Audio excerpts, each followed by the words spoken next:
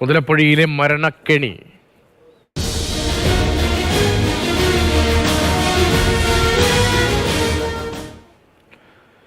മുതലപ്പുഴയിലെ മരണക്കെണിയെക്കുറിച്ചാണ് നമ്മൾ ചർച്ച ചെയ്യാൻ പോകുന്നത്. അവിടെ നിന്ന് ജിബിൻ JB വിവരങ്ങളുമായി ചേരുന്നുണ്ട്. അവിടുത്തെ മത്സ്യത്തൊഴിലാളികളുടെ പ്രതികരണങ്ങൾ നമ്മൾ പ്രതീക്ഷിക്കുന്നു. മത്സ്യത്തൊഴിലാളി ഫെഡറേഷൻ നേതാവ് മണൽമൂടി ജീവിതം തന്നെ പ്രതിസന്ധിയിലായ ആ സ്ഥലത്ത് നമുക്കൊപ്പം പ്രതികരിക്കാനായി അവിടുത്തെ വിശദാംശങ്ങൾ നൽകാനായുണ്ട്. ഒപ്പം അടൂർ പ്രകാശ് MP ഉൾപ്പെടെയുള്ളവരെയും നമ്മൾ പ്രതീക്ഷിക്കുന്നു. കേന്ദ്രമന്ത്രിയുടെ പ്രതികരണവും ഒക്കെ നമ്മൾ പ്രതീക്ഷിക്കുന്നുണ്ട്. അവിടെ നിന്നുള്ള ദൃശ്യങ്ങളാണ് ഇപ്പോൾ കാണുന്നത്.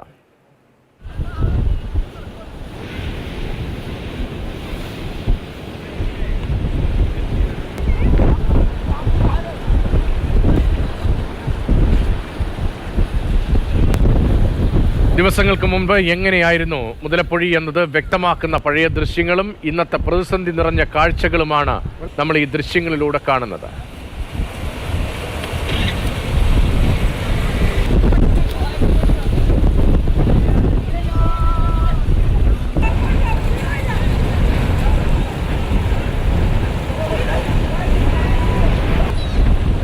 അഴിമുഖമാണ്, കടലിലേക്ക് കായൽ എത്തിച്ചേരുന്ന സ്ഥലമാണ്. കായലിന് ഇരുഭാഗത്തുമായിട്ടാണ് ഹാർബറുകൾ സ്ഥിതി ചെയ്യുന്നത്. രണ്ട് കരകളിലെ ഹാർബറുകളാണ്. ഈ രണ്ട് കരകളെയും കൂട്ടിയോജിപ്പിച്ചിട്ടുള്ള പാലം യാഥാർത്ഥ്യമായിട്ടും അധികാരമായില്ല. മാതൃഭൂമിയുടെ ഇടപെടലിനെ തുടർന്നാണ് പാലം യാഥാർത്ഥ്യമായത്. നിരവധി പരമ്പരകൾ മാതൃഭൂമി ദിനപത്രം ഈ പാലം യാഥാർത്ഥ്യമാകുന്നതുമായി ബന്ധപ്പെട്ട്, പെരുമാതുറ പാലം യാഥാർത്ഥ്യമാക്കുന്നതുമായി ബന്ധപ്പെട്ട് തുടർച്ചയായി എഴുതിയിരുന്നു. അതിൻ്റെ തുടർച്ചയിലാണ് അവിടെ തൂണുകൾ മാത്രമായി വർഷങ്ങളായി അവശേഷിച്ച ആ നിർമ്മാണം അത് പാലമായി രൂപാന്തരം പ്രാപിച്ചത്.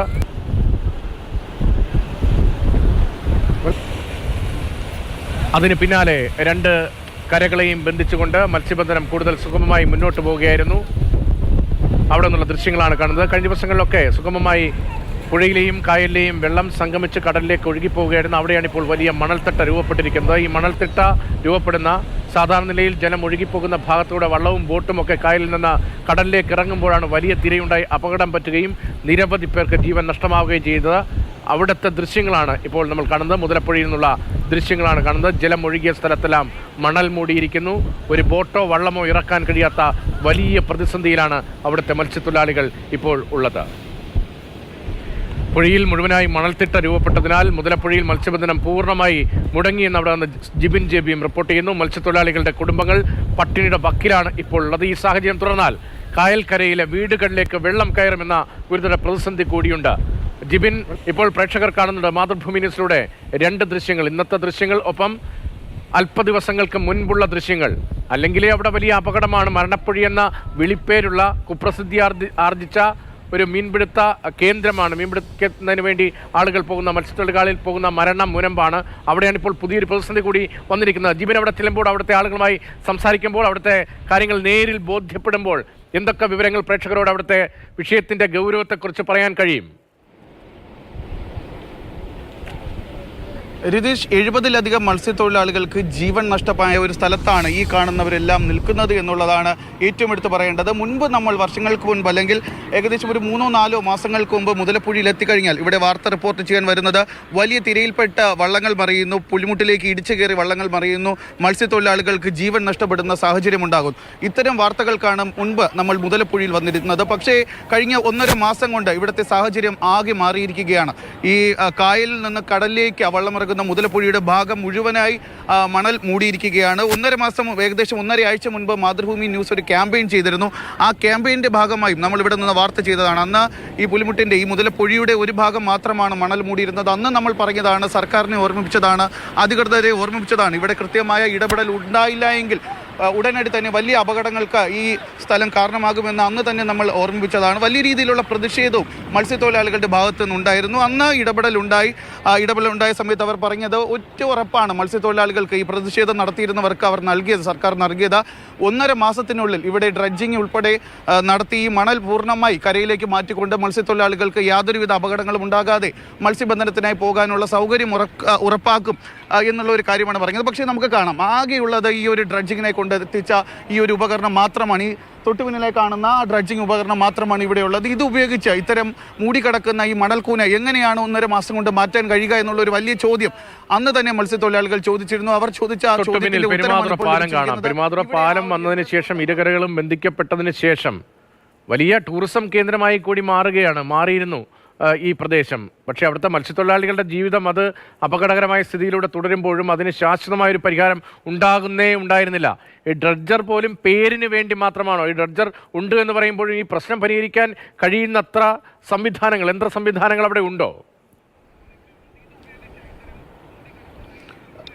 ഈ രതീഷ്, ഈ ദൃശ്യം കാണാം, നേരത്തെ കാണിച്ചതുപോലെ ആ കാണുന്ന ഒരു ഡ്രഡ്ജർ മാത്രമാണ് ഈ കാണുന്ന മണൽത്തിട്ട ഇവിടെ നിന്ന് മാറ്റുന്നതിന് വേണ്ടി ഏർപ്പെടുത്തിയിരിക്കുന്നത്. എങ്ങനെയാണ്? കാരണം ഈ തൊട്ടു പിന്നിലെ കാണുന്ന ദൃശ്യം മനസ്സിലാക്കാം. ഏകദേശം ഈ മത്സ്യത്തൊഴിലാളികളുടെ സമരത്തിനൊടുവിൽ ഇവിടെ ഡ്രഡ്ജർ എത്തി മാറ്റിയ മണലാണ്. പക്ഷേ ഒരു ഡ്രഡ്ജർ ഒരു ദിവസം മാറ്റുന്ന മണലിൻ്റെ 4 ഇരട്ടി അല്ലെങ്കിൽ ഒരു 10-15 ഇരട്ടിയിലധികം മണലാണ് ഒരു ദിവസത്തെ 1 മണിക്കൂർ കൊണ്ട് മാത്രം ഈ കടലിൽ നിന്ന് ഈ കായൽക്കരയിലേക്ക് അടിച്ചു കയറിക്കൊണ്ടിരിക്കുന്നത്. അതുകൊണ്ട് തന്നെ നിലവിൽ ഈ മണൽ മാറ്റാൻ ഇവിടെ കൊണ്ടുവന്ന സാമഗ്രികളൊന്നും തന്നെ അതിന് പര്യാപ്തമല്ല എന്നുള്ള കാര്യം നമുക്ക് ഉറപ്പിച്ചു പറയാം. നേരത്തെ വള്ളങ്ങൾ കടലിൽ നിന്ന് പോയി കടലിലേക്ക് പോയ സ്ഥലത്ത് ഇപ്പോൾ കാണുന്നത് പോലെ വലയിടുന്നതിന് വേണ്ടി എത്തുന്നവരും വെക്കേഷൻ ദിവസം ആഘോഷമാക്കുന്നതിന് വേണ്ടി എത്തുന്നവരും മാത്രമാണ് ഇവിടെയുള്ളത്. അതായത് ഉപജീവന മാർഗം പൂർണ്ണമായി മുടങ്ങിയിരിക്കുകയാണ്. ഇവിടുത്തെ മത്സ്യത്തൊഴിലാളികളുടെ ഈ നാട്ടുകാരുടെ പ്രധാന ഉപജീവന മാർഗം എന്ന് പറയുന്നത് ഈ കടലിനെ ആശ്രയിച്ചുകൊണ്ടാണ്.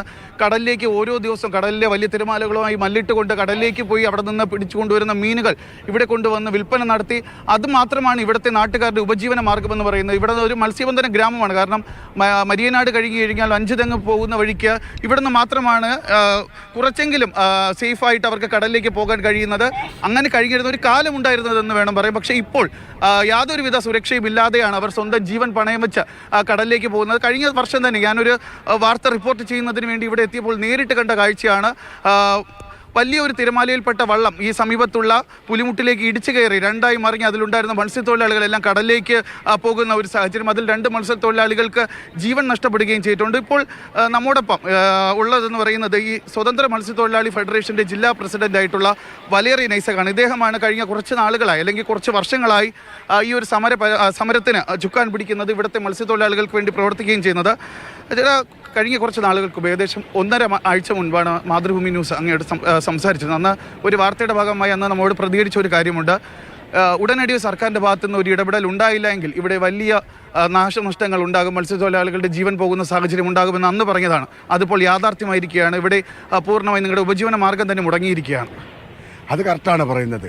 ഇത് ഇന്നലെ തുടങ്ങിയതല്ല. ഞങ്ങൾ ഇന്ന് അല്ലെ 1 മാസം അല്ലെങ്കിൽ 2 മാസം മുമ്പേ തുടങ്ങിയതല്ല. ഞങ്ങൾ ഇവിടെ അപകടമാണെന്ന് പറഞ്ഞുകൊണ്ട് കഴിഞ്ഞ അദാനിക്ക് കരാർ കൊടുക്കുന്നതിന് ഒരു 3-4 മാസം മുമ്പേ തന്നെ ഞങ്ങളിവിടെ അവിടുത്തെ മത്സ്യത്തൊഴിലാളിയാണ് പറയുണ്ടായത്, ഇവിടെ നിന്ന് മണ്ണ് റജ്ജ് ചെയ്ത് മാറ്റിയില്ലെങ്കിൽ ഏറ്റവും വലിയ അപകടം ഇവിടെ സംഭവിക്കാൻ പോകണം. അതിൻ്റെ ഭാഗമായിട്ടാണ് തുടർന്ന് അപകടങ്ങൾ സംഭവിക്കുന്നത്. ഇത് ഞങ്ങൾ മനസ്സിലാക്കുന്നത് അദാനിയുടെ കുഴപ്പമാണ്, ഇവിടുത്തെ സർക്കാരിൻ്റെ കുഴപ്പമാണ്. ഇവിടുത്തെ സർക്കാരും അദാനിയും കൂടെ കാരണമാണ് ഈ അപകടങ്ങൾ ഇത്രയും തുടർ കഥയായിട്ട് ഇവിടെ നടന്നുകൊണ്ടിരിക്കുന്നത്. ഇതിപ്പോൾ ഈ സമരം തുടങ്ങിയിട്ട്, കാരണം കഴിഞ്ഞ കുറച്ച് വർഷങ്ങളായുള്ള സമരം എന്ന് പറയുന്നത് ഈ പുലിമുട്ടുകളുടെ പ്രത്യേകിച്ച് ഈ മുതലപ്പുഴയുടെ അശാസ്ത്രീയമായ നിർമ്മാണമായിരുന്നു ഇവിടെ ചർച്ചാ വിഷയമായിരുന്നത്. അപകടങ്ങൾക്ക് കാരണമായതാണ്. ഇപ്പോൾ ഈ ദൃശ്യങ്ങളിൽ കാണുന്നത് പോലെ തന്നെ ഈ ടെട്രാ ബോർഡുകളെല്ലാം ഇളകി ഈ മണൽക്കൂനയിലേക്ക്, അതായത് നിലവിൽ നേരത്തെ ഉണ്ടായിരുന്ന പൊഴിയുടെ ഭാഗത്തേക്ക് മുഴുവനായി മൂടിക്കിടക്കുന്ന സാഹചര്യമാണ്. അപ്പോൾ ഇനി ഒരു നിർമ്മാണ പ്രവൃത്തി ഉണ്ടാവുകയാണെങ്കിൽ ഇവിടെ നിന്ന് ഈ മണൽ മാത്രമല്ലല്ലോ മാറ്റാനുള്ളത്. കാരണം ഈ പൊഴി തന്നെ ഇവിടുത്തെ നിർമ്മാണ പ്രവൃത്തികൾ മുഴുവനായി തന്നെ മാറ്റേണ്ടതില്ലേ? അതെ ഇവിടെ ഈ മണൽ മാത്രമല്ല, ഈ നമുക്കറിയാം ഈ മണലെന്ന് പറയുമ്പോൾ ചലനം ഉണ്ടാവുന്നതാണ്.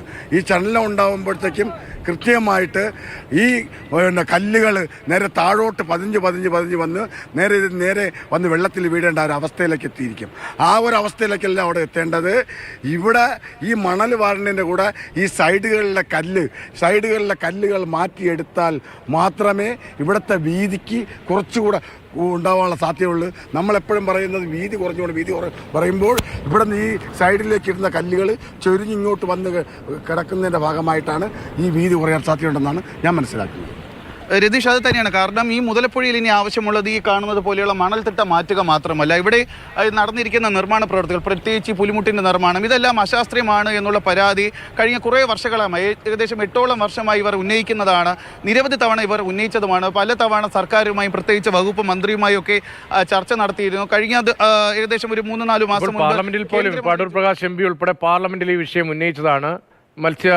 തൊഴിലാളികൾ, മത്സ്യബന്ധനവുമായി ബന്ധപ്പെട്ട മന്ത്രിമാർ അക്കാര്യങ്ങളിൽ മറുപടി പറഞ്ഞതാണ്. പക്ഷേ ശാശ്വതമായൊരു പരിഹാരം ഉണ്ടാകാതെ പോകുന്നു.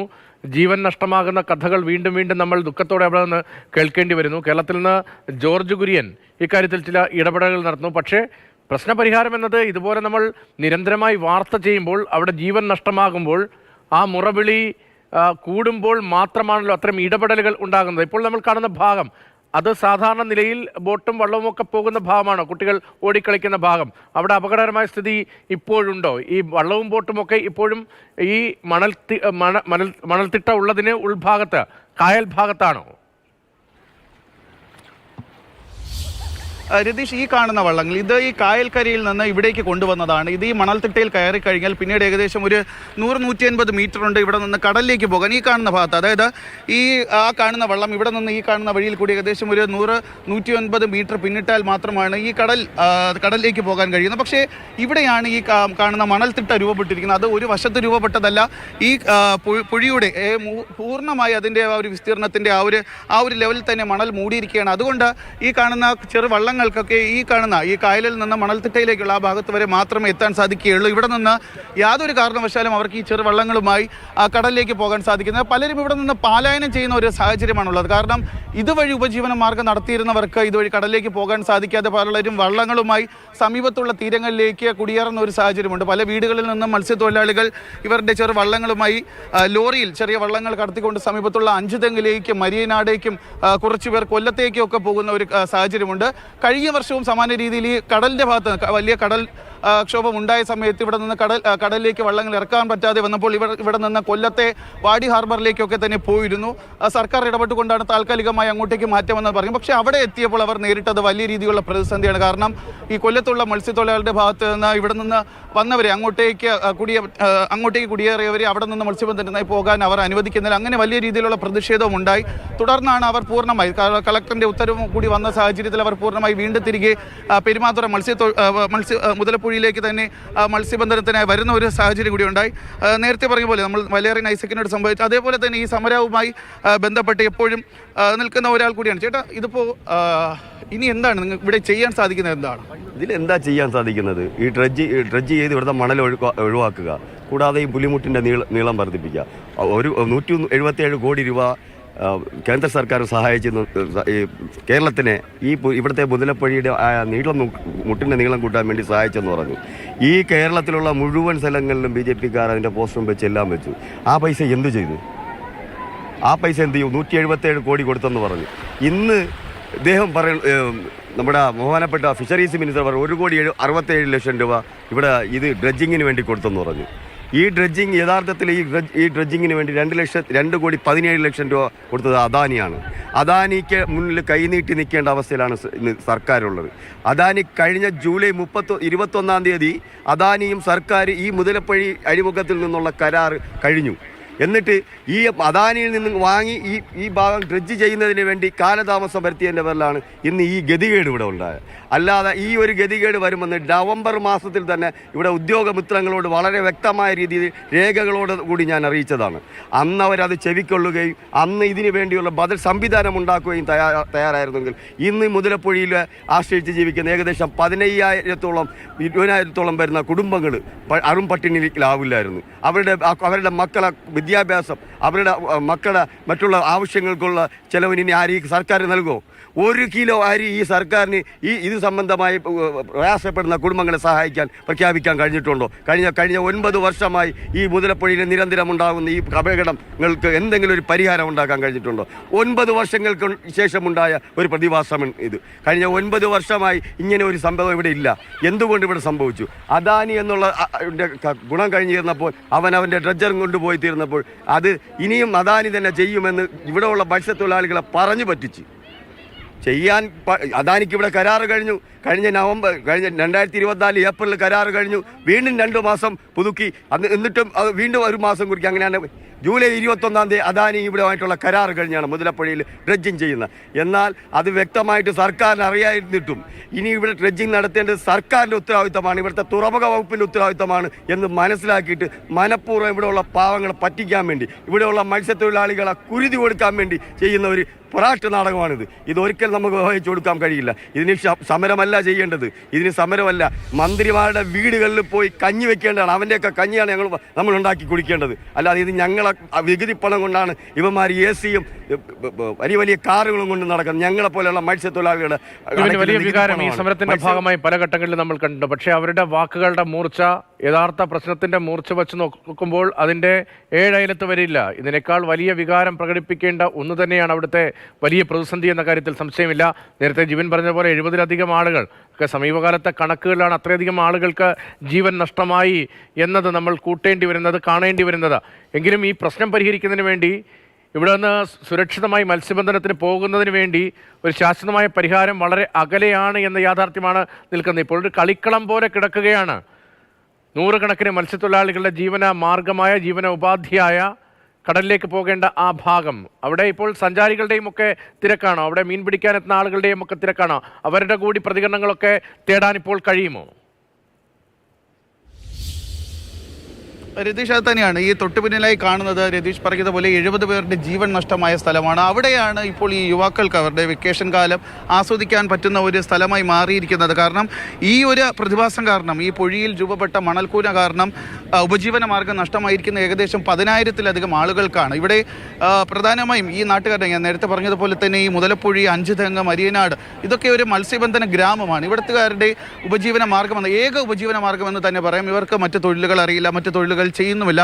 ഇവർ ജീവിക്കുന്നത് തന്നെ ഇത്തരം ഈ കടലുമായി ബന്ധപ്പെട്ടുള്ള പണികൾ ചെയ്തുകൊണ്ടാണ്. പ്രത്യേകിച്ച് വള്ളങ്ങൾ കടലിലേക്ക് ഇറക്കി മീൻ പിടുത്തത്തിനായി പോകുന്ന, അത് ഈ ചെറിയ വള്ളങ്ങളിൽ പോകുന്നവർ മാത്രമല്ല, വലിയ വള്ളങ്ങളിൽ, വലിയ ബോട്ടുകളിൽ മാസങ്ങൾ എടുത്തുകൊണ്ട് മത്സ്യബന്ധനത്തിനായി പോകുന്നവരുമുണ്ട്. അത്തരക്കാരാണ് ഇവിടെ ഈ ഒരു മുതലപ്പുഴയിൽ ജീവിക്കുന്നത്. അവരുടെ എല്ലാം തന്നെ ഏക ആശ്രയം എന്ന് പറയുന്നത്, അവർക്ക് സുരക്ഷിതമായി കടലിലേക്ക് പോകാൻ സാധിക്കുന്നത് ഈ ഒരു പുഴി മാർഗമായിരുന്നു. അതൊക്കെയാണ് ഇപ്പോൾ നഷ്ടമായിരിക്കുന്നത്. നമുക്ക് ഇവരുടെ കൂടി ഈ പ്രതികരണങ്ങൾ തേടമോനെ, ഇതിപ്പോൾ നിങ്ങൾ മുതലപ്പുഴയിലുള്ള ആളാണോ?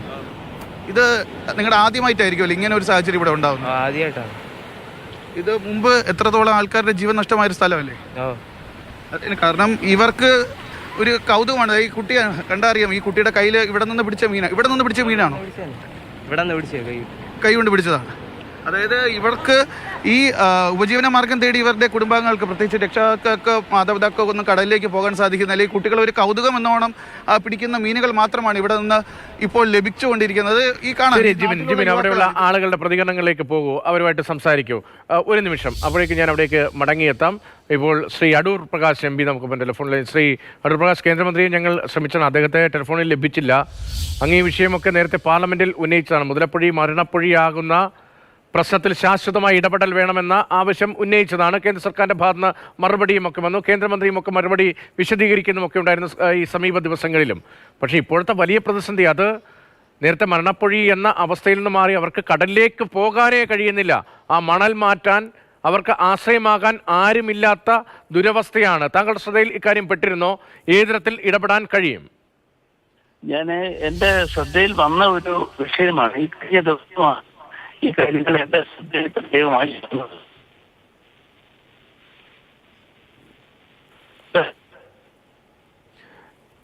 അങ്ങയുടെ ഫോൺ റേഞ്ചിലല്ല എന്ന് തോന്നുന്നു, നന്നായി കേൾക്കാൻ കഴിയുന്നില്ല. ഒന്ന് കട്ട് ചെയ്ത് അങ്ങയിലേക്ക് എത്താം. മൊബൈൽ നെറ്റ്വർക്ക് പ്രശ്നമുള്ള സ്ഥലത്താണ് അങ്ങ് എന്ന് തോന്നുന്നു. കേരളത്തിലല്ല എന്ന് നേരത്തെ വിളിച്ചപ്പോൾ പറഞ്ഞിരുന്നതാണ്. റെയിൽവേയുമായി ബന്ധപ്പെട്ട ചില കാര്യങ്ങൾക്ക് വേണ്ടി, ഔദ്യോഗിക കാര്യത്തിന് വേണ്ടി പോയതാണ്. ജിബിൻ തുടരുന്നുണ്ട്. ജിബിൻ, അവിടെയുള്ള ആളുകളുമായി ഇപ്പോൾ സംസാരിക്കാൻ കഴിയുമോ? ഇപ്പോൾ വളരെ രസകരമായ, കൗതുകകരമായ ഒരു കാഴ്ച എന്ന നിലയിലാണ് അവിടെ കുട്ടികളൊക്കെ വെള്ളം വറ്റിക്കിടക്കുന്ന ഭാഗത്തേക്ക് വന്നത്. പറഞ്ഞോളൂ. ഇത് ഈ കാണുന്നതെന്ന് പറയുന്നത് കഴിഞ്ഞ കുറച്ച് ദിവസങ്ങളായി ഇവിടുത്തെ ഈ മുതലപ്പുഴയുമായി ബന്ധപ്പെട്ട സമര പരിപാടികൾക്ക് ഉണ്ടായിരുന്ന ഒരാൾ കൂടിയാണ്. ഇപ്പോൾ ഈ കുട്ടികളോടൊപ്പം കൗതുകം എന്നോളം ഇവിടെ മീൻ പിടിക്കുന്നതിലും കടലിൽ കുളിക്കാനുമൊക്കെ പങ്കെടുക്കുകയും ചെയ്യുന്നു. നിങ്ങൾ ഇവിടുത്തെ ഒരു സമരസമിതി അംഗം കൂടിയാണ്. അപ്പോൾ യുവാക്കളുടെ ഭാഗത്ത് നിന്ന് ഈ ഒരു മുതലപ്പുഴയുടെ പ്രശ്നവുമായി ബന്ധപ്പെട്ട് എങ്ങനെയാണ് നിങ്ങൾ പ്രതികരിക്കുന്നത്? ഇതിൻ്റെ പ്രതിഷേധം നമ്മൾ ഒരുപാട് അറിയിച്ചതാണ്. പക്ഷേ ഇപ്പോൾ ഇങ്ങനെ സർക്കാർ ഇതിനുവേണ്ടി കണ്ണ് തുറക്കണതുമില്ല. ഇതിന് വേണ്ടിയിട്ട് ഒന്നും താല്പര്യപ്പെട്ട് ഈ മുതലപ്പുഴയുടെ ഈ അപാകതയെക്കുറിച്ചിട്ട് സംസാരിക്കാനോ ഇതിനുവേണ്ടി പ്രവർത്തിക്കാനോ ഈ ഇരിക്കുന്ന സർക്കാർ ഇതിനുവേണ്ടി ഒന്നിനും മുതിരുന്നില്ല. ഇപ്പം നമ്മൾ കുറച്ച് ചെറുപ്പക്കാർ, അതായത് വള്ളക്കാരുടെയും CIT ആയിരുന്നാലും INTC ആയിരുന്നാലും എല്ലാവരുടെ യൂണിയൻകാരും നാട്ടുകാരും ചേർന്ന് ഒരുപാട് 2-3 തവണ റോഡ് ഉപരോധം ചെയ്തതാണ്. അപ്പോൾ കളക്ടറോട് വന്നാണ് ഇതിനിവിടെ വന്നിട്ട് ഒരാഴ്ചയ്ക്കകത്ത് തന്നെ ഇതിനുള്ള പരിഹാരം കാണുമെന്ന് പറഞ്ഞിട്ടാണ് ഈ ഒരു ചെറിയ ഡ്രെച്ചർ കൊണ്ടുവന്നത്. അവർ പറഞ്ഞത് 2 ഡ്രെച്ചർ കൊണ്ടുവരുമെന്നാണ് പറഞ്ഞത്. പക്ഷേ ഇപ്പോൾ വന്നേക്കണ ചെറുതാണ്. ഇതുകൊണ്ട് ഒരു മാറ്റവും ഇവിടെ കാണുന്നില്ല. നിങ്ങൾക്ക് തന്നെ ഇവിടെ കാണാൻ കഴിയുന്നതാണ്. ഒരു മാറ്റവും ഇവിടെ കാണുന്നില്ല. പോരാത്തന്നെ അവർ 2 ചെറിയ JCB പോലെ അതുകൊണ്ടിട്ടാണ് മണ്ണെടുക്കുന്നത്. അതുകൊണ്ട് ഒരു മണ്ണിൻ്റെ ഒരു മാറ്റം ഇവിടുന്ന് മാറുന്നില്ല. അതായത് വലിയ ഡ്രെച്ചർ, അദാനിയുടെ വലിയ ഡ്രെച്ചർ വന്നാൽ കഴിഞ്ഞാൽ മാത്രമേ ഇതിന് പരിഹാരം കാണുകയുള്ളൂ. ഈ മുതലപ്പുഴയിൽ പ്രത്യേകിച്ച് തീരമേഖലയിൽ എപ്പോഴും കണ്ടുവരുന്ന ഒരു കാര്യമാണ്. ഇപ്പോൾ നിങ്ങൾ യുവതലമുറ പ്രധാനമായും നിങ്ങളുടെ ഉപജീവന മാർഗ്ഗത്തിന് നിങ്ങൾ ആശ്രയിക്കുന്ന കടലിനെ തന്നെയാണ്. അപ്പോൾ നിങ്ങളുടെ കൂടി ഉപജീവന മാർഗ്ഗമല്ലേ ഈ മുടങ്ങിയിരിക്കുന്നത്? തീർച്ചയായിട്ടും നമ്മുടെ ഉപജീവന മാർഗ്ഗമാണ് ഇപ്പോൾ മുടങ്ങി കിടക്കുന്നത്. അപ്പോൾ അതുകൊണ്ടാണ് കണ്ടില്ലേ, വീട്ടിൽ മീനില്ലാത്തത് കൊണ്ടാണ് ഞാൻ ഇവിടെ വന്ന് ഈ തിരകൾ അടികൊണ്ട് മീൻ പിടിക്കാൻ വേണ്ടി ഇവിടെ വന്ന് നിൽക്കുന്നത്. കാരണം വീട്ടിലൊന്നും മീനില്ല, വീടുകളിൽ പട്ടിണിയാണ്.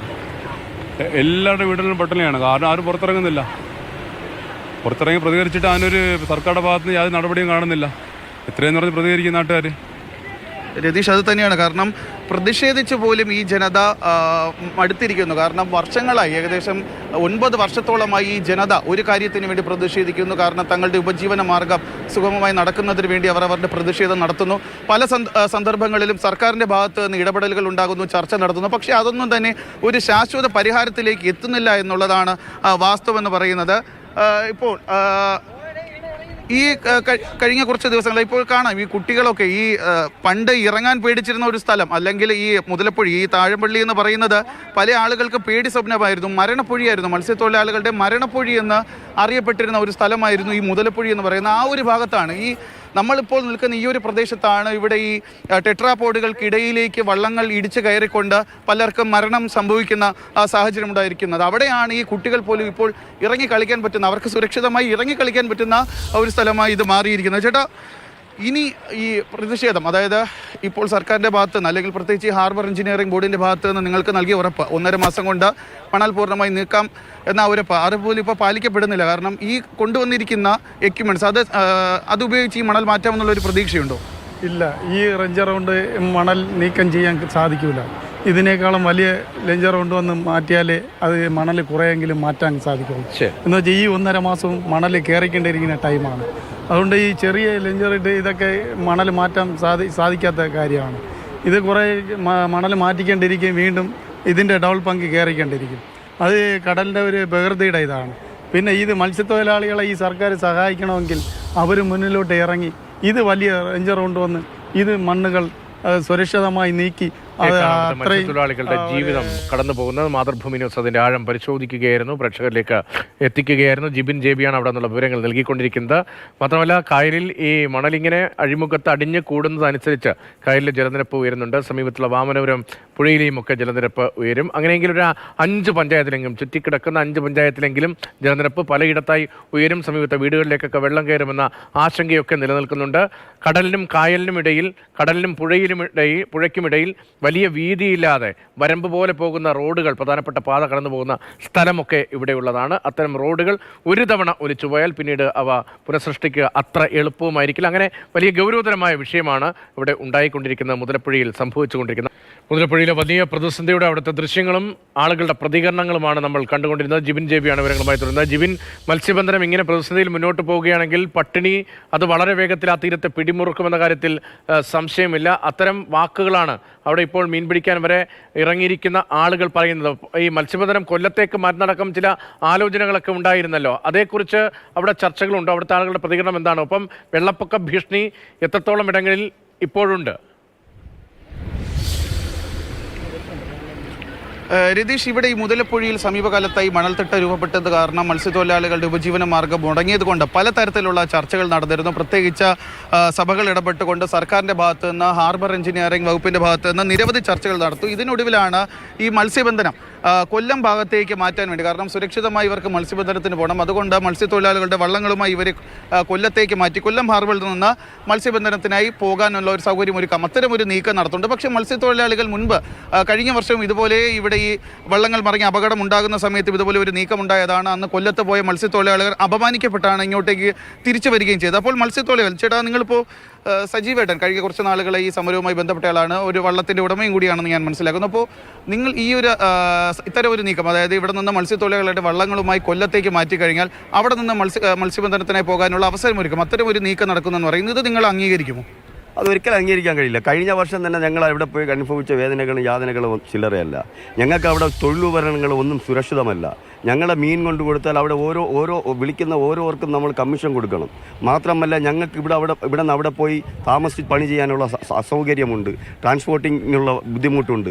മാത്രമല്ല ഇവിടെയുള്ള തൊഴിലാളികൾ, നമ്മൾ ഈ ഞങ്ങൾ പിടിച്ചുകൊണ്ട് വരുന്ന മത്സ്യം ഇവിടെ ലേലം ചെയ്യുന്ന തൊഴിലാളികൾ, കൂടാതെ ഇത് കയറ്റ് തൊഴിലാളികൾ, അതുപോലെ തന്നെ ഇവിടെ ഇതിനെ ഡിപ്പെൻഡ് ചെയ്ത് എത്രയോ പാവപ്പെട്ട സ്ത്രീകൾ ഈ ഇതുവഴി സഹായം കിട്ടുന്ന, മത്സ്യം കൊണ്ടുവരുമ്പോൾ കിട്ടുന്ന സഹായം കൊണ്ട് ജീവിക്കുന്ന, ഉപജീവിതം നടത്തിപ്പോകുന്ന ഒരുപാട് സ്ത്രീകളുണ്ട്. അതുകൊണ്ട് അതൊക്കെ ഒരിക്കൽ അത് മാത്രമല്ല ഞങ്ങൾ അപമാനിക്കുകയാണ് ചെയ്യുന്നത്. കഴിഞ്ഞ തവണ അവിടെ പോയിട്ട് അവസാനം ചില ആൾക്കാർ അടിയും കൊടുത്താണ് പറഞ്ഞു വിട്ടുക, ഇവിടെ പറ്റൂല, നിങ്ങൾ തിരുവനന്തപുരം ജില്ലയാണ്, നിങ്ങളെ ജില്ലയിൽ പൊക്കോളാൻ. അത് കളക്ടർ തലത്തിൽ പോലും മന്ത്രി തലത്തിൽ പോലും ഇവിടെ തീരുമാനമായത് കേസാണ് ആ ഒരു വിഷയത്തിൽ. ഇത് അങ്ങനെ കൊല്ലത്ത് പറഞ്ഞു വിട്ടാൽ ഇതിങ്ങനെ തന്നെ ഇട്ടിരിക്കാനാണോ ഇവരുടെ ഉദ്ദേശം? ഞാൻ ചോദിക്കട്ടെ, തലവേദനയ്ക്ക് തലവെട്ടി മാറ്റലാണോ? തലവേദനയ്ക്കുള്ള ടാബ്ലറ്റ് കഴിക്കലാണ് ഇതുകൊണ്ട് ഇവിടെ സംഭവിക്കുന്നത്. 2 ദിവസം ഒന്ന് മഴ പെയ്തോട്ടെ, ഈ പ്രദേശം കിഴക്ക് പ്രദേശത്തുള്ളവരുടെ അവസ്ഥ അറിയാം. 8 പഞ്ചായത്ത് വെള്ളത്തിലാവും. 8 പഞ്ചായത്ത് വെള്ളത്തിലായ ഈ 8 പഞ്ചായത്തിൽ താമസിക്കുന്ന ജനങ്ങൾക്ക് ആര് സമാധാനം പറയും? ബഹുമാനപ്പെട്ട ഫിഷറീസ് മന്ത്രിക്ക് തന്നെ കുറച്ചെങ്കിലും മനുഷ്യത്വം ഉണ്ടെങ്കിൽ ഈ രീതിയിലേക്ക് പോകുമോ? അദ്ദേഹം ഒരു 2018 കേണതല്ലേ, ഒരു പ്രളയത്തിൽ അകപ്പെട്ട ആളല്ലേ, അദ്ദേഹത്തിൻ്റെ മത്സ്യത്തൊഴിലാളികളല്ലേ രക്ഷപ്പെടുത്തിയത്. ആ ഓർമ്മയ്ക്ക് ഒരു സ്മരണയ്ക്കെങ്കിലും ഇവിടെയുള്ള മത്സ്യത്തൊഴിലാളികളോട് ഒരു കരുണ കാണിക്കാനുള്ള ഇതാണ് അവിടുത്തെ മത്സ്യത്തൊഴിലാളികളുടെയും നാട്ടുകാരുടെയും ഒക്കെ വികാരം. വലിയ പ്രതിസന്ധിയാണ്. ആ പ്രതിസന്ധിയിൽ ഏത് തരത്തിൽ ഇടപെടാൻ കഴിയുമെന്ന പ്രധാനപ്പെട്ട ചോദ്യമാണ് അവിടെ നിന്ന് ഉയരുന്നത്.